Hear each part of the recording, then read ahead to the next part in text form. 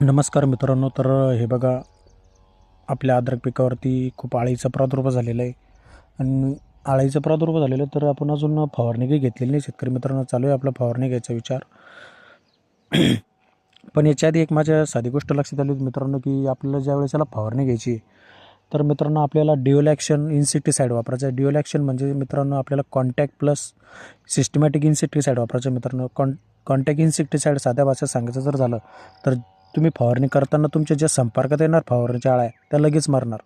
आणि systematic insecticide मित्रांनो, ते तुमच्या सिस्टममध्ये जाणार, पानावर ते शोषले जाणार मध्ये, आणि ते झाड हे पूर्ण जैरी करणार.